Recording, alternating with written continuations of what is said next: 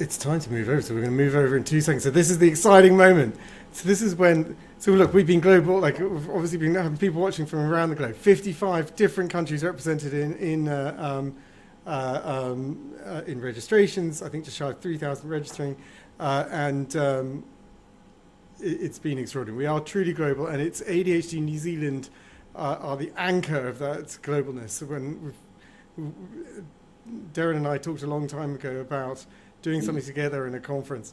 So let me bring up the team ADHD New Zealand. And we've got on this side we've got Anna taking over, and she's nervously looking at me, going, "Is this the button to press?" And I've tried to nod subtly twice, and it didn't work. So I'm just going full on Dellinger now. And I'm like, so the tech continues this side, right? So we have to have somewhere has to have the pipe into the internet, and it is us. And next time we'll have a plan on this that doesn't involve that, but for the moment that's what the tech requires. And so we have two people here, Anna and Terry, who are our night team. So they are looking after you guys. I am trying to get some sleep to then pick up where you guys take off. Darren, do you want to talk quickly about the gestation? It's like our conversation.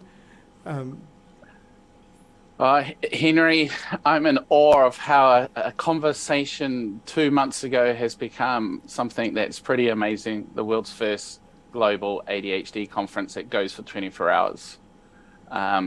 And I'm in awe of Christine and Anna and Leanna from our side, how this has come together and how technology can really create a community of learning, a community that can understand. And it's just fantastic to come together. And I was talking to our colleagues before, it's the realization for this community that we're not alone is very powerful. I agree, and that we're not exactly right, and that realization that it's across the world, like that we're all fighting this fight, and you guys have been doing absolutely extraordinary work, inspiring work, frankly. And one of the things I've loved that has come out of our close conversation is our learning from each other and stealing each other's best ideas. I know Exactly. that so your political work has been it's something to be absolutely it's incredible and wonderful.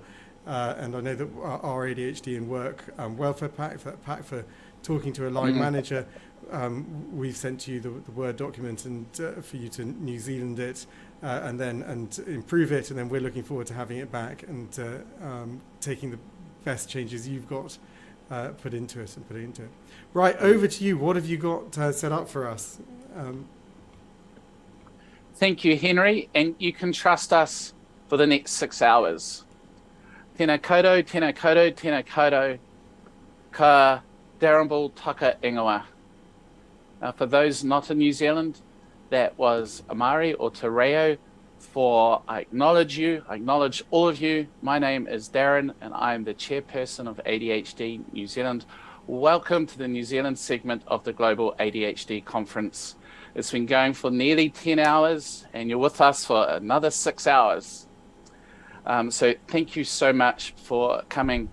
The first session that we get into today is about tertiary, and we know that study at tertiary institutions or vocational training, if you're a student with ADHD, can be hard, and we have no doubt that this is the same throughout the world. So what we want to talk about with these experts that I'll introduce soon is some of the things we're doing to understand students with ADHD and some of the ways we can proactively help them.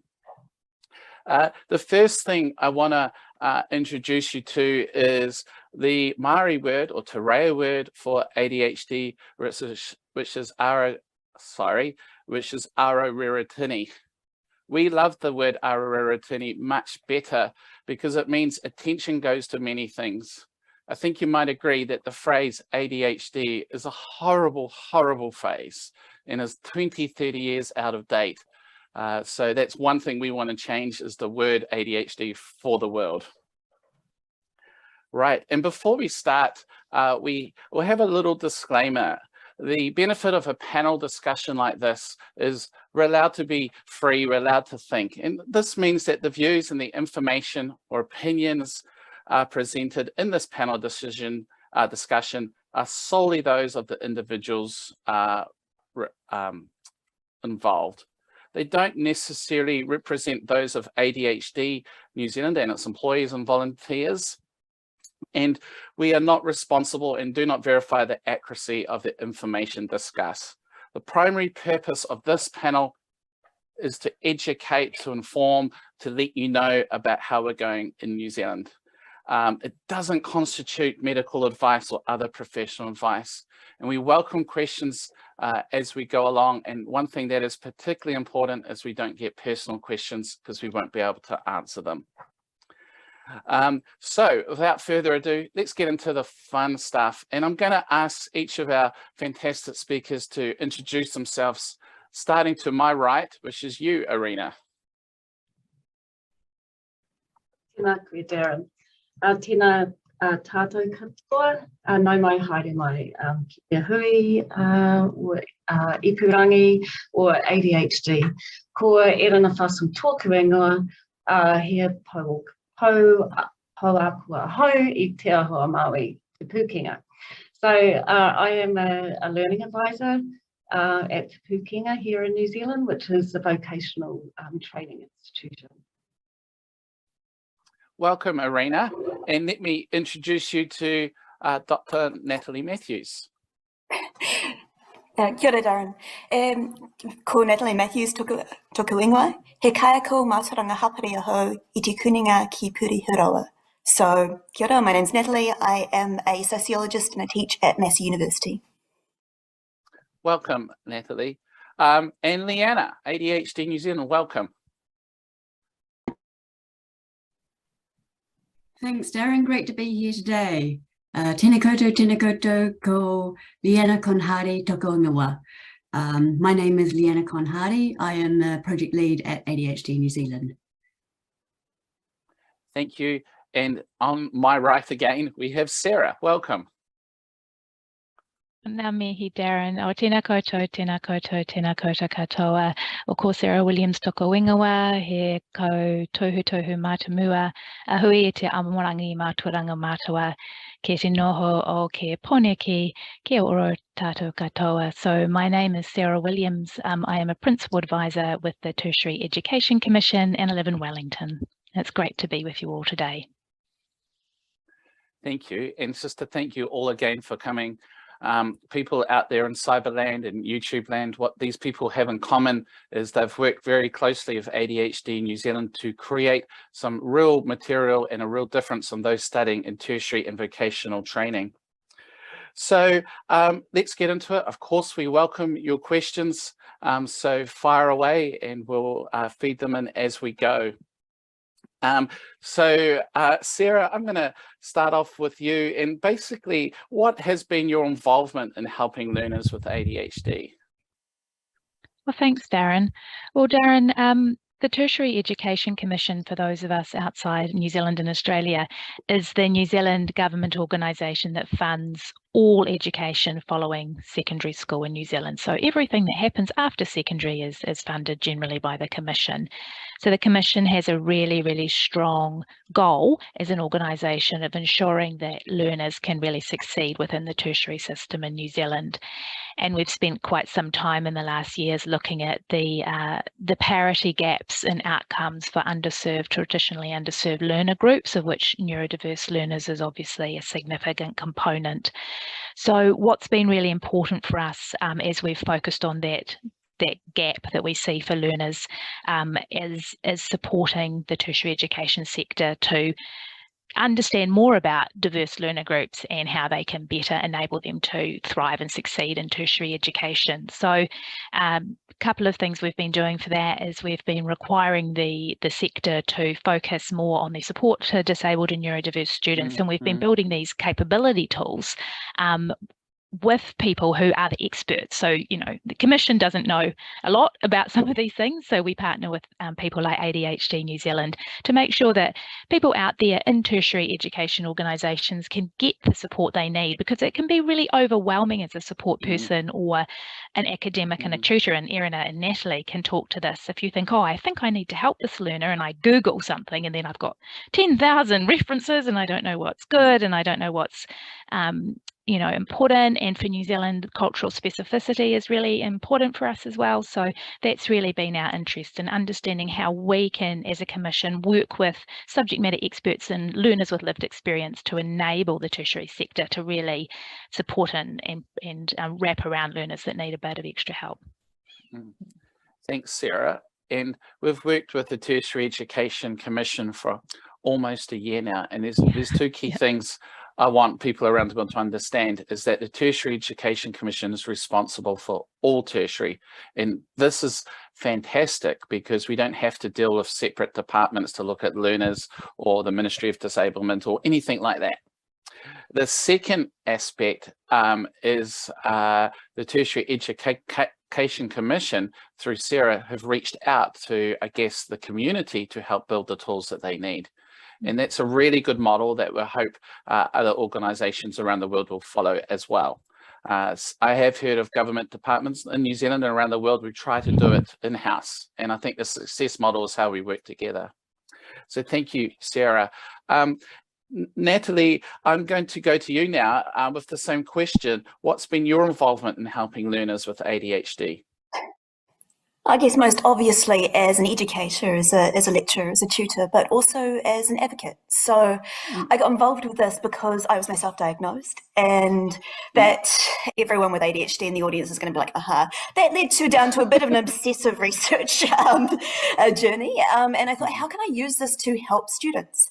And in doing that, I worked to try and help my colleagues then. So not only my own students, but building capability around my university and beyond that. I helped with workshops. I've presented this in a number of places. And as part of this, I've started joining up with colleagues who are also really passionate about this. So we have a neurodiversity community of practice at Massey that is working towards projects such as building inclusive environments, communicating with people, research. So it's just growing and growing, which is amazing. And a resource like this that I can just, as Sarah says, right, there's so many pressures and there's so much information. If I can just give something like this to people really easily and it's wonderful and accessible, it's been so good. Yeah, it has. And actually a bit of a shout out for Massey University. They're one of the leaders in New Zealand in trying to understand how to help neurodiversity. This is a journey the whole country is on, but it's good to be able to have a conversation with you and see some progress. Now, Leanna, just looking at you worked a lot. You drove the project with ADHD New Zealand and TEC to develop these e-learning modules. What are they exactly? Thanks, Darren. Yes, we were really fortunate to engage with the Tertiary Education Commission on the development of these, and the purpose behind them is really encouraging for both staff and learners at tertiary educations in New Zealand. So what we did is we engaged with a lot of industry participants. So, and that's how we actually met Natalie and Erina here. And also a number of other tertiary institutes and learners with ADHD to find out and understand where some of the gaps were and how we could provide support for everyone. So what we've ended up developing is 4 quick modules. Each module takes about half an hour each, and we portray a lot of strategies and tips that staff at tertiary education institutions can refer to really understand what ADHD is, and also integrate some strategies and tips into their lectures and tutorials. Now, this isn't to say that they need to focus especially on learners with ADHD, but what we have heard from staff who have already started implementing some of these strategies and tips is that it actually benefits everyone in their lectures and tutorials. So We have undertaken a bit of a soft launch, so it is available for everyone to have a look at, and we encourage people to jump in, look for the information that they're looking for, and of course, if they have feedback, please do send it to us. Thanks, Leanna. And just to emphasise, that's our website, adhd.org.nz. Now, Irina, I appreciate you. I'm not sure if you should be here, given there's a fire alarm where you're at the moment. But if you are able to be here, I'm interested in what's your involvement in helping learners with ADHD. I'll just unmute and you can tell me if it's too distracting, because I can just turn off the camera and run and get back to you. Yeah, but I'll try my, whatever you recommend, really. Yeah, I'm afraid, Irina, yes, I think you might need to be on mute because it is quite loud. But I do think you should probably go and run. Join via cell phone if you can, Arana. Yes. Hey, this is live, so these sort of things, of course, are going to happen. Proof that this is absolutely live. Yes, you can't plan this. But Natalie, we do have our first question through. Thank you, James from Wellington in New Zealand. And that is, what do you mean? You spoke about an inclusive environment. What does that exactly mean? Inclusive and welcoming. So I think a lot of, I've been looking at the ADHD forums in New Zealand, and I think a lot of people with ADHD are thinking, oh, you know, what do I need to do to get myself up to working within university? And it should not be unidirectional, right? Like, this is people with ADHD with all kinds of people, all kinds of backgrounds should feel welcome at university and feel like they are being supported in meeting their potential and participating and making the environment better through who they are. So practically, that can look like being openly welcoming, right? That can look like having statements in lectures as well as in your course guides that say, we welcome diversity. You know, if you need these resources, here they are. It can look like staff being supported and being open. It can look like, well, it should look like if people feel like their needs are not being met, they feel absolutely comfortable in addressing that and reaching out about that, and they should have a clear idea about who they can connect with. Yeah, nicely said. Sarah, you'd have a view on this, wouldn't you?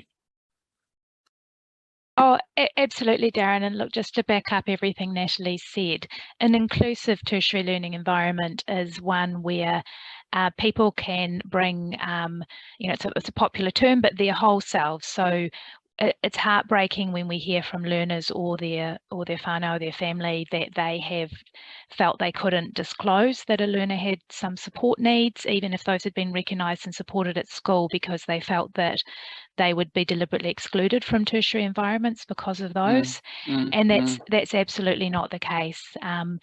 And as more and more of our learners are coming through school with higher levels of support needs, because schools in New Zealand are getting much better at supporting those learners who originally would have just sort of fallen out of the system. So they're presenting at tertiary education organisations. And an inclusive environment is one, as Natalie said, where they can present with their full selves, be confident that they can be seen and understood, and where their difference and diversity is acknowledged up front, as Natalie said. So that could be, statements and course guides, lecturers saying things in lectures, tutors, posters on the wall, you know, about neurodiversity, all of those things. So it's about not having to hide the fact that you have some support needs. And when you ask, not being met with the idea that you're a problem or that this is a hassle for an organisation, but being met with absolutely, no trouble.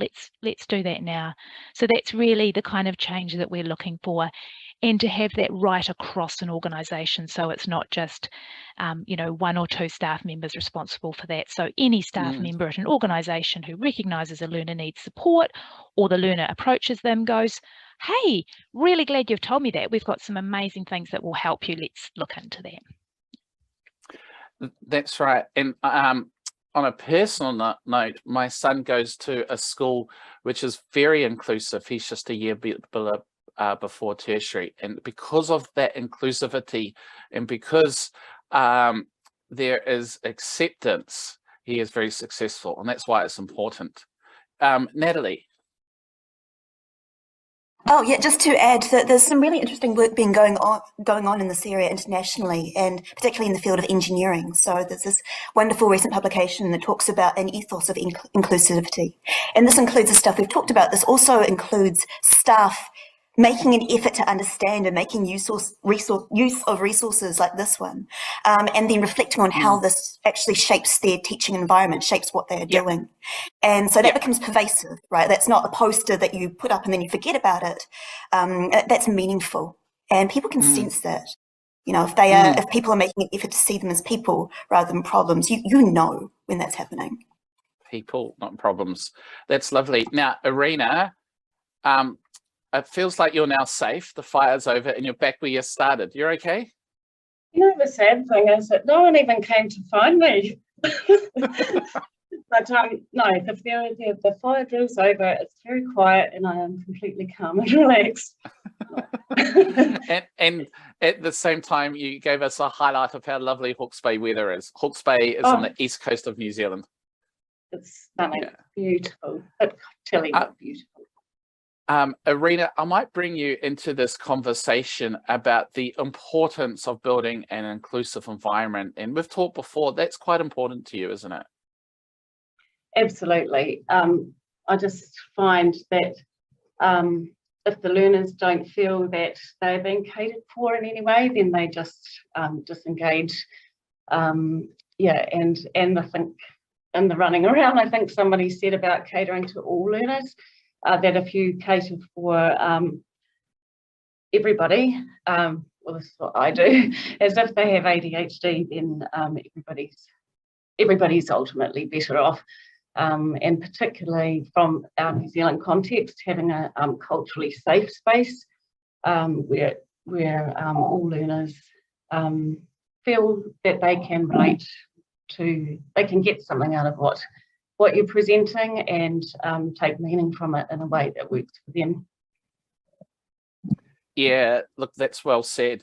And we know it's important, you know, there's research that was done at UCLA looking at learners beginning a 4-year degree. And what they found is that learners with ADHD were half a grade to a full grade below their peers, and that this deficit was present throughout the 4 years, and sometimes it's really hard to catch up as well. We also, as part of the work we created, we ran several focus groups with students. And actually, before I go on, let's have a listen to what one of them said. Hugh. That's the audacity that they feel that they have to minimise my achievement or belittle how much effort I've been able to put into being able to get this far without knowing anything about me, without knowing the challenges, and being unwilling to have conversations like that. That's what I really despise in education. That's what I really despise in education. How heartbreaking is that? And our focus groups were really interesting with university and vocational students because they were just heartbreaking stories of struggling to be accepted. Really, yeah, it wasn't good. Now,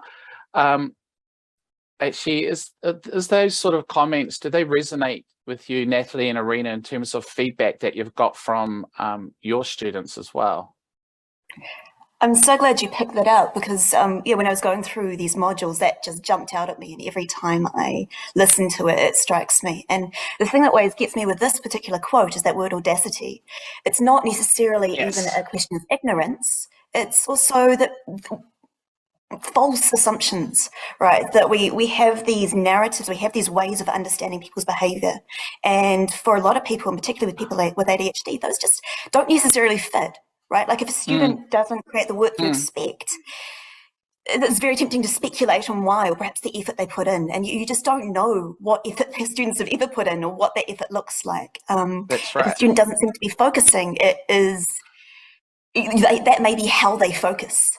Right. So it's not just what I saw in that it's not just like people don't understand, but people think they understand, and that is harmful. Yeah. And, you know, the key point is there's no difference in intelligence. And what came through in the focus groups was that there was students with ADHD were frustrated with the assumption that they're not up to it because they may not have the intelligence, or that they're not working hard enough, they're just lazy. And we had research that to get a B, this is from overseas research, a student with ADHD has to work 10 times as hard as the, I guess, average student as well. So let's move our conversation to a sort of a more positive light.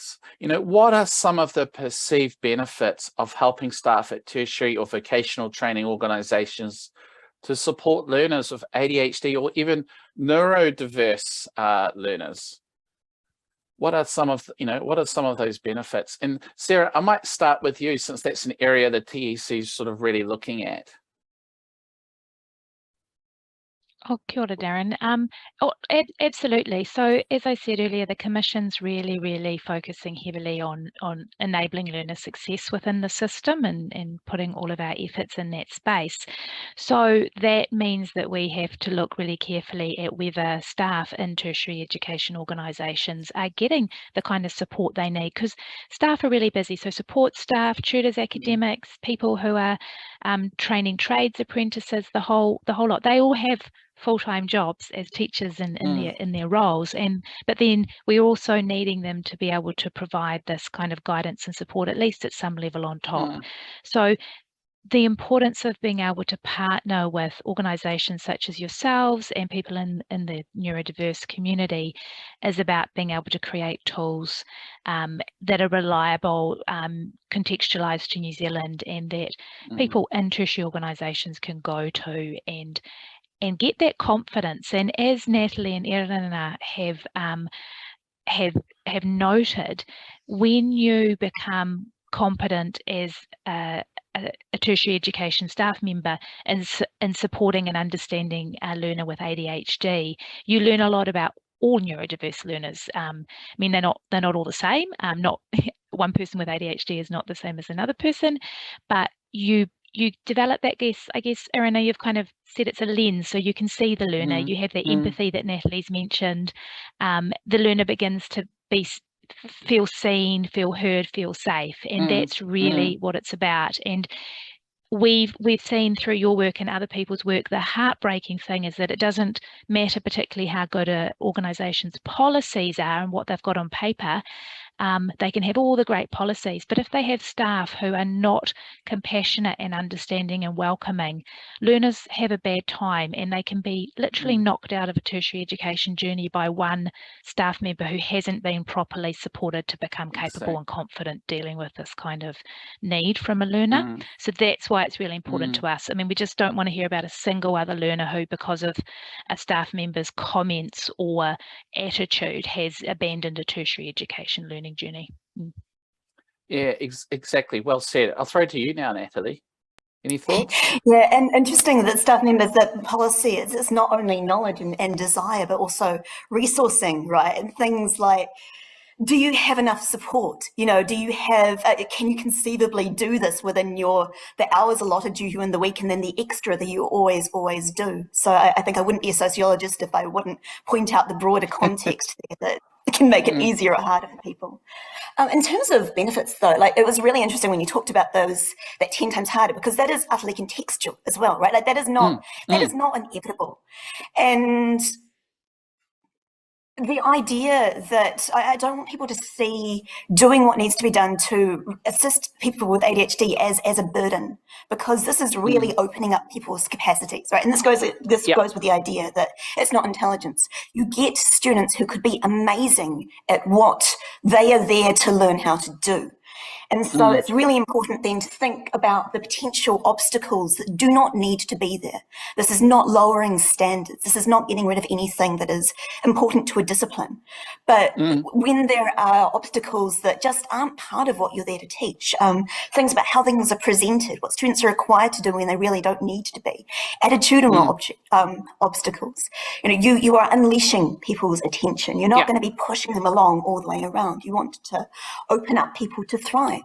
And from a neurodiversity perspective, diversity is good, right? It's not Yes. just the dust thing to do to help people. When you have a range of minds in a classroom, in a discipline, in an institution, everybody is benefiting because you have so many different perspectives and strengths, and they all talk to each other, and the whole is so much greater than what it could have been otherwise. The whole is so much greater. Now, Irina, I see you nodding there. There must be perceived benefits that you can think of as well. Absolutely. So for bringing it back to the individual learners, it's things like increased confidence, more autonomy over their own learning, higher self-efficacy, higher motivation, lower anxiety, and of course they translate into things like higher pass rates, you know, actual tangible things, but for the individual, the change in them that then enables them to achieve what they would like to achieve, it's incredibly powerful and it really makes a difference. Yeah. Let's not forget that supported learners are happier and they will achieve more, which is good for everyone. Hey, I've got a really interesting question, which I'm going to ask you, Sarah, from our Q&A page. So out there in YouTube land, send it through, send these questions through. We've got these experts, but the question for you, Sarah, is what support or mandates could staff working in tertiary or vocational training ask for to support their neurodiverse students? And then I'm going to ask you another question about neurodiverse staff as well.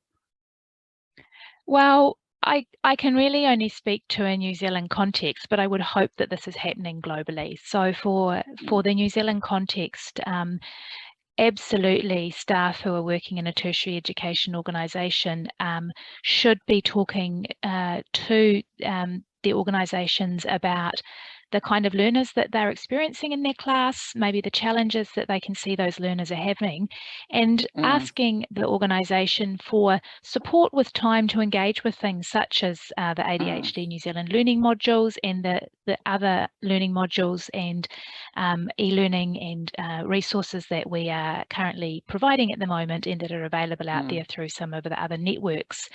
And the other thing I think is to talk to organisations about things like establishing a community of practice. So Otago Polytech, which is part of our Te Pūkenga network now, they have a wonderful neurodiversity community of practice that a lot of staff and learners at their organisation are part of.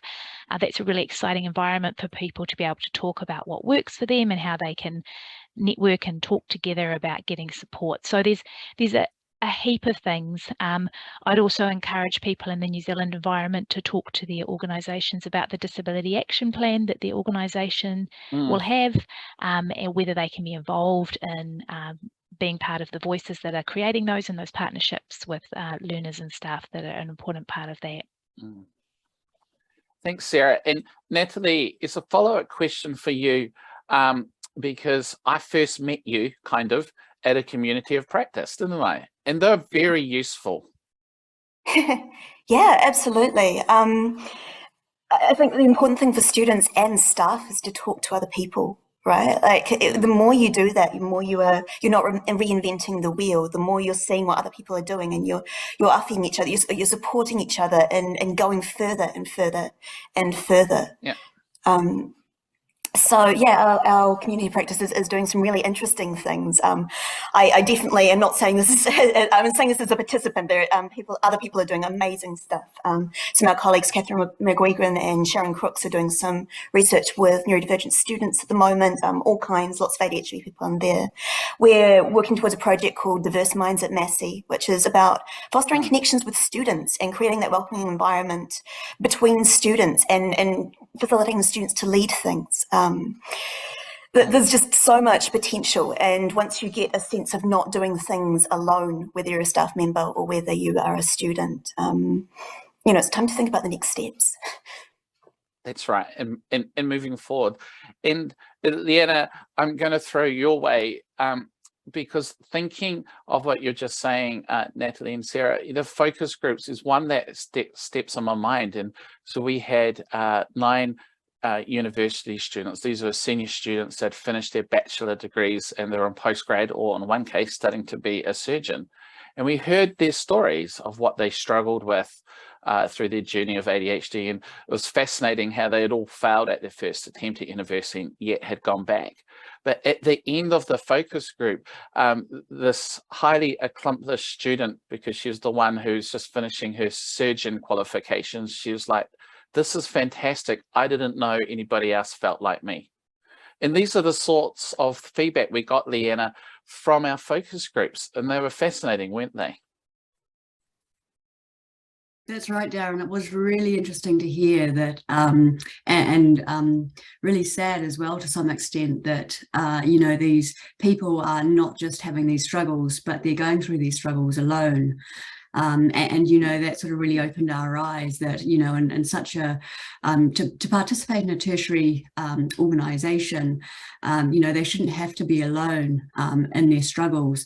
And I guess that's one of the reasons why we, you know, set up these e-learning modules, is simply to engage with staff and really help them understand exactly what ADHD is, and so to help them also provide some support for these people. You know, we have, now this might sound a little bit silly, but we do have a certificate that people who complete all 4 modules can download. And what we're actually encouraging is that they put that certificate up in their office in a highly visible space, so that anyone who comes to their office who may have ADHD knows that it's a safe space for them to talk openly about some of the challenges they've had.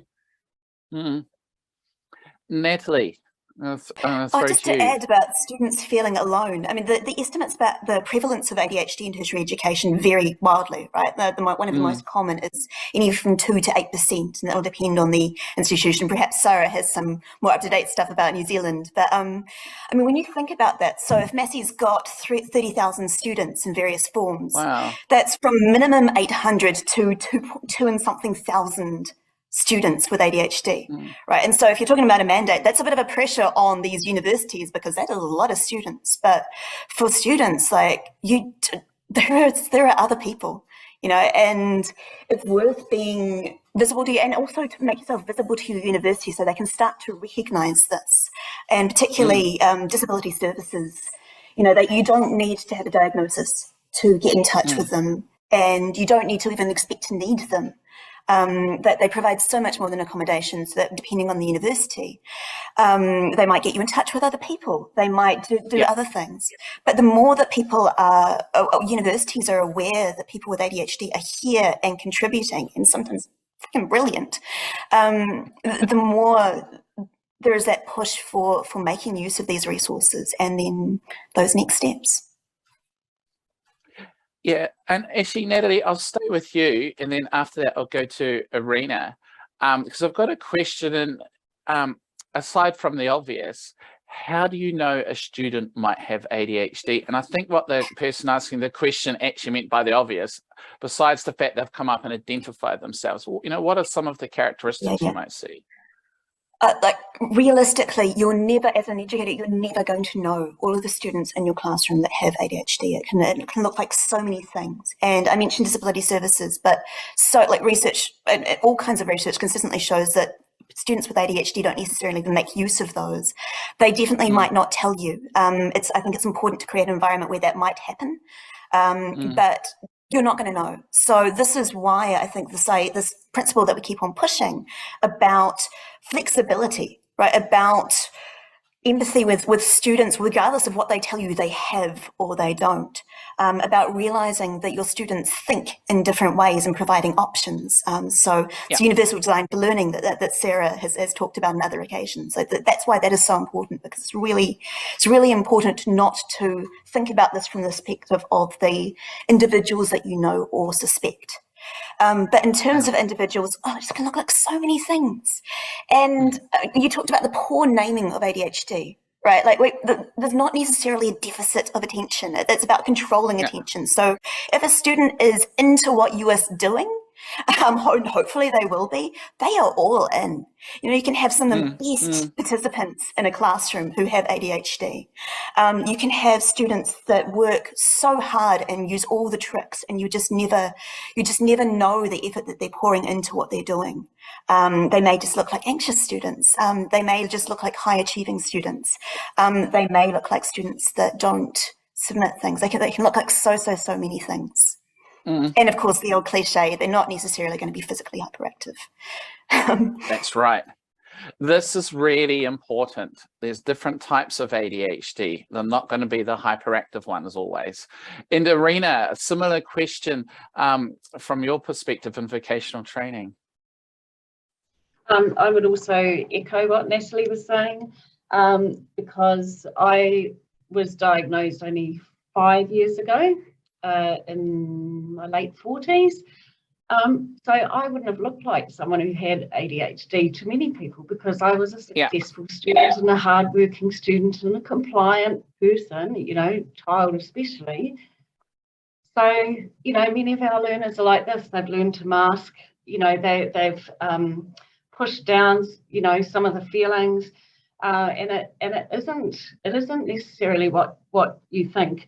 It can be things like missing deadlines, classes, or them reporting, you know, I'm hopeless at prioritising, or I'm always late. You know, it could be things like that, which can be some of the obvious ones, but it isn't necessarily. It could be that person who just feels like they're trying so hard and they're never quite achieving what they think they're capable of.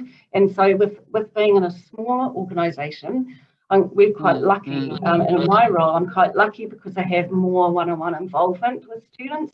And so I listen for those things, the mental load, the frustration with themselves and things like that, as well as some of the more traditional things. Thanks, Irina. And would it be fair to say one of the worst things you could do when a student who might have ADHD comes to you and says, I'm going to miss a deadline, I'm coping with organising, is to suggest something like, well, here's Outlook. You know, here's an Excel sheet, plan your day.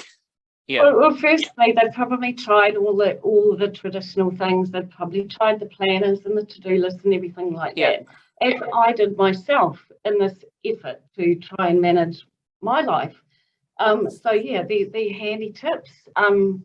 Speaking from my own perspective, sometimes, no, I won't talk about violence here, but you know, it's unhelpful, and it adds so much guilt and so much of a burden that really unhelpful. And so that flipping that some of us alluded to, of turning it around and listening, hearing what is going on for people and responding to that. Rather than, oh, I've noticed that this and this. So perhaps you haven't thought of this technique, which they probably have. Listening, key phrase. Natalie. Oh, so much that. ADHD is a diagnosis because it's unusual, right? Like it's an extreme of something. It is and it isn't. It's an extreme of something that everybody has some characteristics of. So this is why it's useful to think in terms of ADHD, because a lot of your students who don't have ADHD will still benefit. But once you get a great enough quantitative difference, that can be qualitative, right? Like ADHD students are likely to have experienced things very different from what you as an educator, if you don't have ADHD, would expect. And even if you do have ADHD, they can still look completely different to you. So I had a Zoom conversation with a student a little while ago, and she had said that she had ADHD and actually autism as well. And I started by saying, look, I have ADHD, it's okay. So it's okay to say if something is going to be a problem to you that you think is unusual. I phrased it better in the day. But the idea is not that I have ADHD, so I'm going to know exactly how you feel, but that I recognize that some of the things you were struggling with, other people will not expect you to struggle with. And so because that's part of the shame, right? Why don't you just? University is hard for everybody. If it's hard in unusual ways, then that can feel really confusing if you don't know you have ADHD. That can cause a lot of shame when people don't understand what your specific circumstances are. So, yeah, don't assume you know, and whether you're neurodivergent yourself or not. I was going to say something about procrastinate. Basically, if I think a student if I'm getting ADHD vibes off them, I'll often say something like, oh, I struggle with procrastination. And perhaps that is a thing that they will bring up. It does not matter if they have ADHD or not, right? Like it really doesn't. Here's a potential tool. It might not work for them. It might. Here's something to try. And it really doesn't matter if they have ADHD or not, because that might help them. So I actually often recommend that people have a look at help for people with ADHD, whether or not they have ADHD, if they think they might, just because the stuff it could be useful to them. That's right. Nicely said. And actually, we've got another question, so keep your questions coming. We're drifting down to sort of 10 minutes left, so be quick. So Sarah, I'm going to throw this one to you with so much awareness of ADHD, particularly among students. Do you think there's a growing acceptance in New Zealand of ADHD in our tertiary vocational sector and your organisation? Oh, look, absolutely, Darren. And to pick up on Natalie's comment about statistics, Natalie, we don't have particularly good disaggregated data on the presentations or the diagnoses that students who are being supported in the tertiary sector have.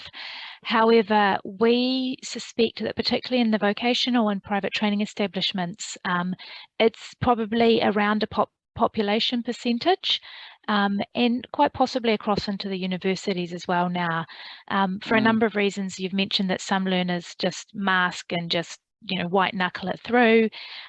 Others have got much better support at school, and so they've got the supports they need to be able to transition.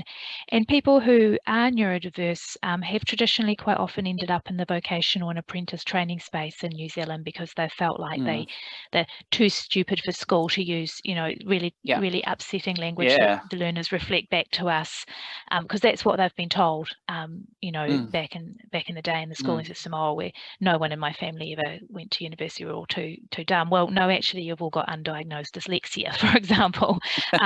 So there's a whole lot of things that have been happening.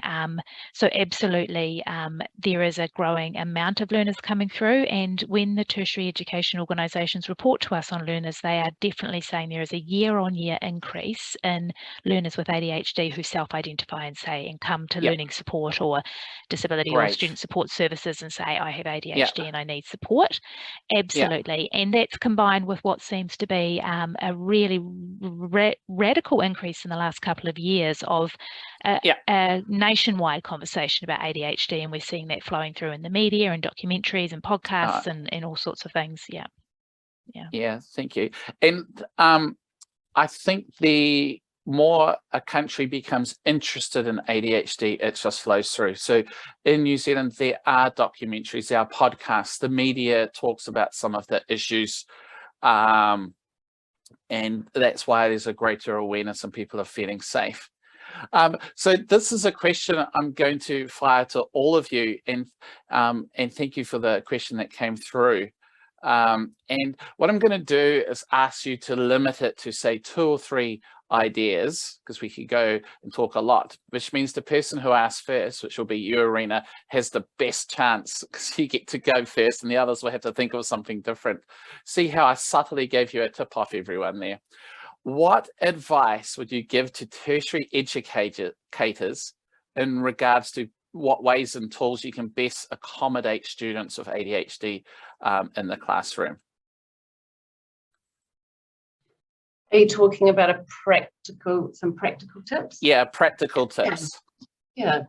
I would say try and encourage metacognition in the learners.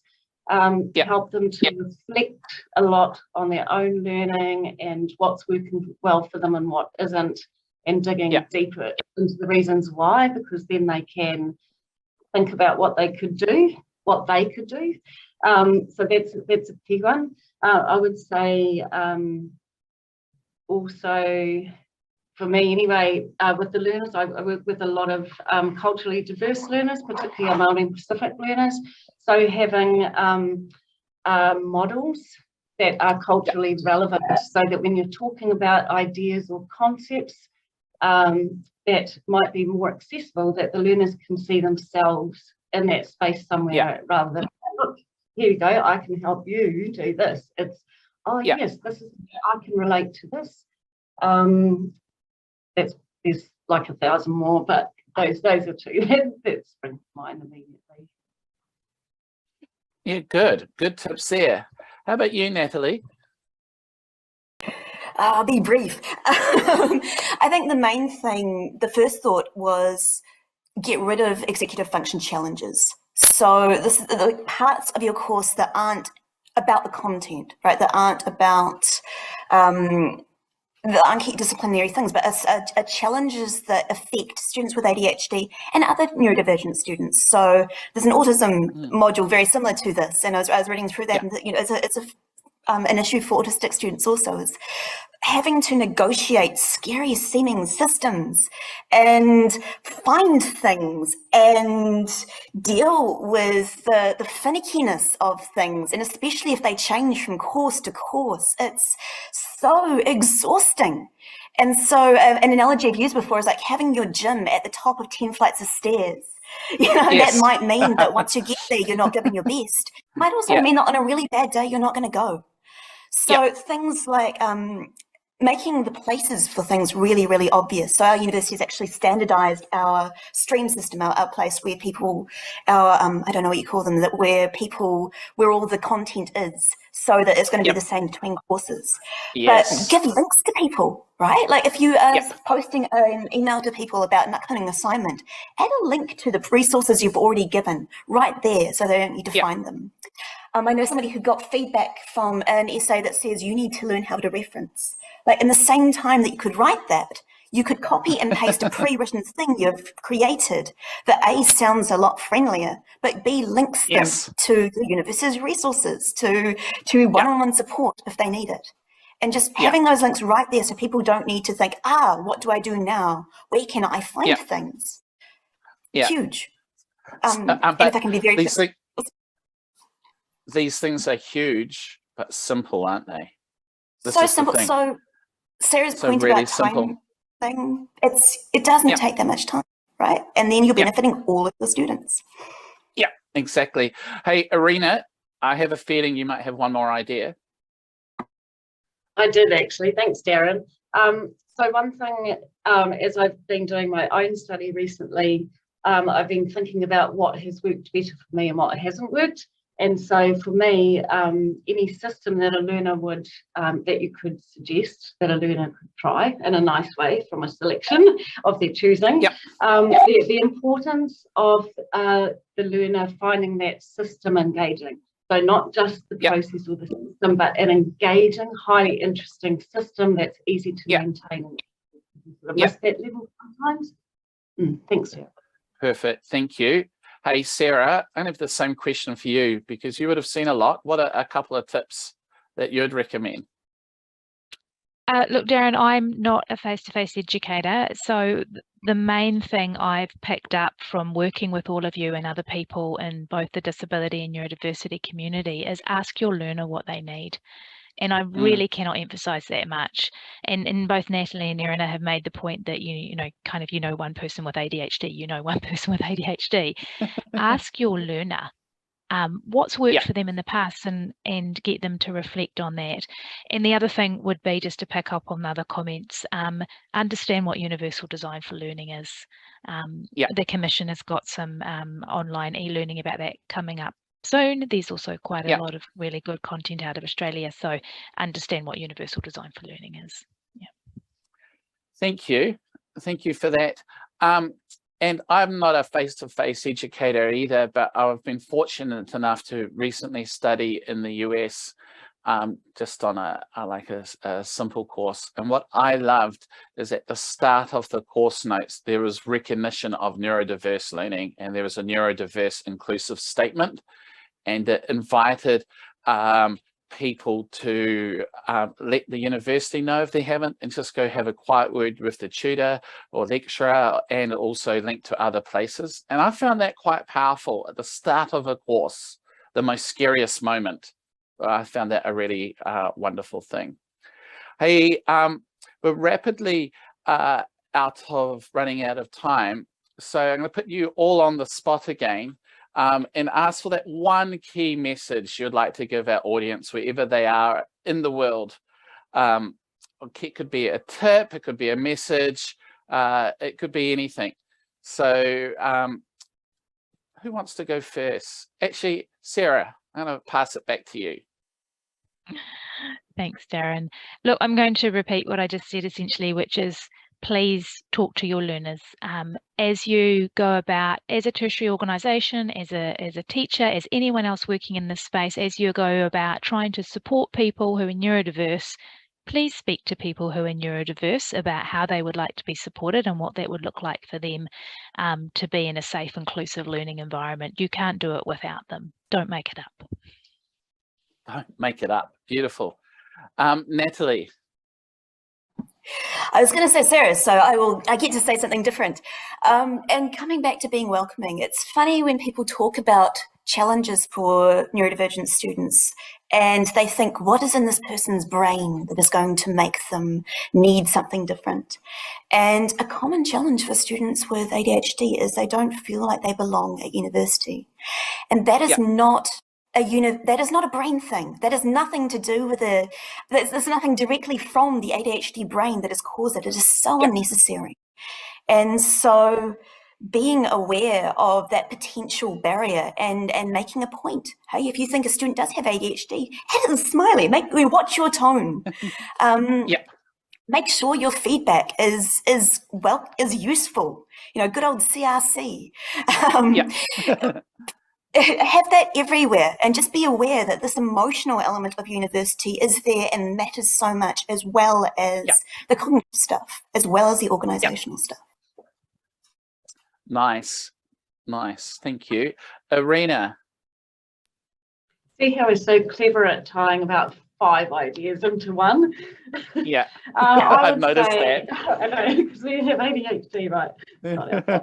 I would say, drawing on what everyone has said, it's relationship driven, relationship first, and in the Māori concept of whānau, the family, that creates a safe space, which leads to that self-understanding of the person with ADHD, a person with that who's empowered. And also, if you're not culturally relevant, they don't feel safe. It's not relationship driven, you're lost before you start.